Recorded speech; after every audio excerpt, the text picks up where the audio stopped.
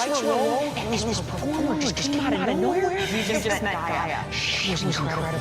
Let's get you back to the launch pod your home planet. Sounds really All right. Yeah, Disney's never gonna live that commercial down. I'm not gonna let them. I refuse to let them live that down. I'm gonna play it every chance I get to when I'm talking about the Starcruiser, and today, I am talking about the Starcruiser. You know, I had a wonderful time this past week. I was enjoying a vacation at Walt Disney World. I was just, catching buses, riding monorails, flying aboard Skyliners, and you know what Disney decided to do? They decided to drop just a bunch of news the week I was gone. So I appreciate that, Disney. Thank you. Now I'm late. But I wanted to start with the Starcruiser video because we've sort of followed the construction, the concept, the opening, and then the subsequent following months of the Starcruiser on this channel a little bit. I've talked about it. And now Disney announces that it is going to close permanently forever in September of this year. Now you gotta keep in mind, the Starcruiser opened its doors on March 1st of last year. That makes its total operating time, the time it spent open, just over a year and a half, by like a couple weeks. For reference, Superstar Limo, which is widely regarded to be one of the worst Disney attractions of all time, lasted 11 months. And Journey into Your Imagination, also often regarded as one of the worst Disney attractions ever made, definitely the worst at Walt Disney World, was open for longer than the Starcruiser. Just a week and 2 years. So this goes down as one of those projects that Disney opened and then closed very, very quickly, like Superstar Limo, like Journey into Your Imagination. Although there is one key difference for the Galactic Starcruiser, and that's that the Galactic Starcruiser cost a lot of money. Not just to stay there, we all know it's crazy expensive to stay there, but also to build and operate. This wasn't cheap. Superstar Limo, Journey into Your Imagination, those attractions were built on the cheap, which is why they were so bad. Original DCA, right? The taking the Figment out of Epcot, we hated that, we wanted it gone. But with the Starcruiser, people seem to enjoy Star Wars. A lot of people like Star Wars. What went wrong? Now, right off the bat, you would say that the price is the most prohibitive part of this, and I would actually agree with you, but is it the reason that it failed? Maybe. Right now, the price for the smallest basic cabin that you can get for the voyage is $4,800. It's a lot for 2 nights. But that doesn't mean people aren't going to do it. And just looking for myself right here, even look, you can look too. You can see that just staying at the beach club itself it's $1,300, $1,200 for the annual pass holders. That's less than half the price of the Starcruiser for 2 nights. That's a fancy resort, and it's a lot of money, but it's still not as much as the Starcruiser. I think for a lot of the quote-unquote non-believers, the price point is what drove them off. Immediately with how much it cost, you are alienating probably about 80% of the people, maybe more, maybe a little bit less, who want to go. That's one aspect of it, sure, but that 20%, the leftover people who do have the money and do want to go, and actually do end up going to the Starcruiser, you run into a bit of a problem. And this, I think, is the main reason why the Starcruiser failed. There's not enough replayability. Think for a second about your favorite Disney attraction. Is it the Haunted Mansion? Maybe it's Pirates of the Caribbean or Incredicoaster. Maybe like Kali River Rapids over at Animal Kingdom. All of those attractions have rewritability. You can go on them multiple times and get something new every single time you ride those attractions. That's why I ride Living with the Land over and over and over and over and over and over again. The Galactic Starcruiser is the same story with the same story beats that carry out every single night. You can go down a couple of certain different paths,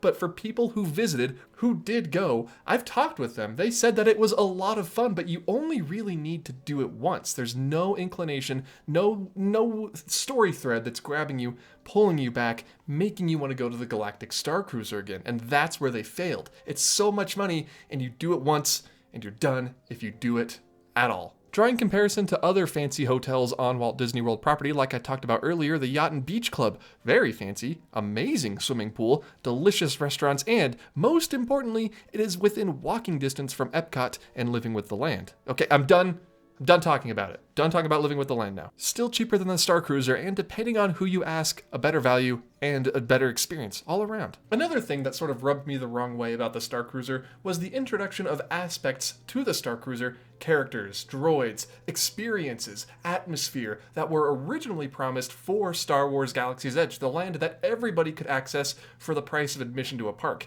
All of that was either drawn back, scaled back, or completely canceled in favor of doing it instead, maybe still not even up to the caliber they were promising for the land, over at the Starcruiser. And of course, you can't discount the bad word of mouth that the Starcruiser got, okay? People who have been probably loved it and they thought it was great. That's fair. But the price point and all of the things that people from the outside were seeing, I can't tell you the amount of times I've seen people posting how they could go on a full week-long Disney cruise for less, or go to Disneyland Paris for less for a couple of days.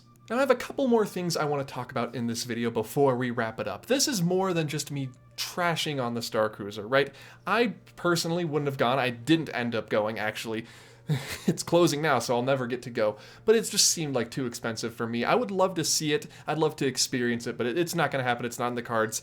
And I think that's for the best. But I do want to talk about what may end up happening to the Starcruiser building, the actual hotel site that people stayed at. What is going to happen to that now that it's closing? And the most realistic possibility is that Disney's just gonna tear it down. They're just gonna completely demolish the entire thing, and it's just gonna become just some empty land or something, some other facility in the meantime. But you know, it is Walt Disney World, and they are absolutely infamous down there in Orlando at the Walt Disney World Resort for leaving things completely abandoned. River Country, Discovery Island, the Yeti in Expedition Everest, Cranium Command, the old Imageworks up in Journey into Imagination. There are so many things that Disney just sort of uses for storage or just leaves abandoned and completely empty out there. I don't know why. Disneyland, I would like to think that they're using every square inch of storage they could, but I know there's some stuff in Tomorrowland that, you know, is sort of sitting there. You know, there's like people mover cars involved. Don't worry about it, it's not important. I've also seen some people float around the idea of turning it into a sort of bigger, less themed, less expensive, generic Star Wars hotel, and this is what I thought would be the better alternative to the Galactic Starcruiser when they first announced it. But I don't think it's going to happen. The amount of money they would have to put into it, they would have to build a pool, a bunch more rooms, more facilities, and you would have to still staff the people to work the Starcruiser. I'm not sure that Disney would get their money's worth back on that, so to say. They definitely weren't getting their money's worth on the Starcruiser, that's why it's closing. And on the offhand on the chance that the Starcruiser building stays up and it is not completely demolished, torn to the ground, I can see it being used as backstage area, administration buildings, maybe a car service center or something. It wouldn't be guest facing, is what I'm trying to say. But what's cool is if they do leave the building standing and change it into something else, the people working there, the people who do get to see the inside, will be able to see the remnants of the old Starcruiser. You can't really just take things like this out. I mean, yeah, you could turn the lobby into a call center, but that door is still gonna look like a Star Wars door. The stairs are still gonna glow and the hand railings are still gonna be that industrial look. It's still gonna be the Starcruiser. I think they should do that. That'd be awesome. Now, there's one more thing I want to talk about before I start wrapping this whole shindig up, and that's that I don't want Disney to get the wrong idea about this Starcruiser, okay? I don't want them to see this as a complete failure, because in many ways it wasn't. Hyper-immersive entertainment that sort of brings you into the story and lets you roleplay as a character in your favorite Disney worlds. That's good. A sort of all-inclusive land cruise that you can go on in addition to your Disney World vacation or Disneyland vacation. Good. Not being able to leave the Starcruiser on your own accord for any reason. Not good. Only having one very, very tiny outdoor space you could go to if you want to escape the interior of the Starcruiser. Very bad. No, wait, we're supposed to be counting the successes here. This was Disney's first shot at something like this. They swung and they missed, but I hope that they learned some lessons along the way. And I think building experiences like this into other hotels and even the parks would go a very long way. Just be conscious about the price point and what you're offering, because for a lot of people, it wasn't worth it. Do the Starcruiser on a smaller scale. They went huge, and the budget, obviously you could tell by looking at the concept art versus what we ended up getting, went down a little bit. I don't know if that was Chapek, I don't know if that was COVID, I don't know what that was. But build it well and build it for a bigger audience, dare I say everyone, and I think it would be a success. But I think that's about it for me. I've sort of said everything I wanted to say on the topic, and now the Starcruiser will be relegated to the realm of abandoned and defunct Disney facilities? Hotel? It's a hotel, so it's not really a ride, so I guess Kevin Perger will probably have to handle this one in an hour-long video that makes people cry for some reason toward the end.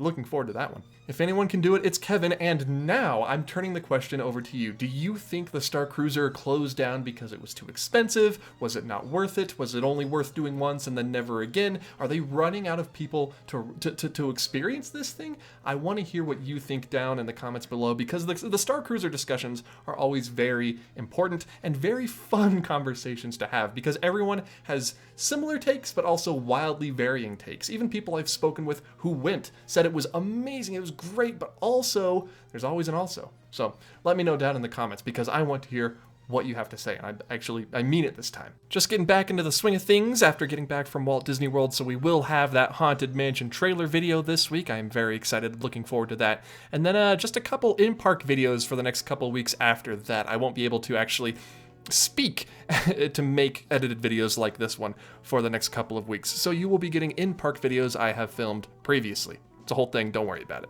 But as always, everybody, this is sort of like the unofficial end card. Thank you all so much for watching. I hope you enjoyed this video, and I will see you all in the next video. If this is an unofficial end card, you know, check out the links in the description down below. Patreon, thank you all so much. All of my Patreon supporters, $1 a month gets you access to most of the perks. See you all next week. I'll be here. I hope to see you here. Goodbye.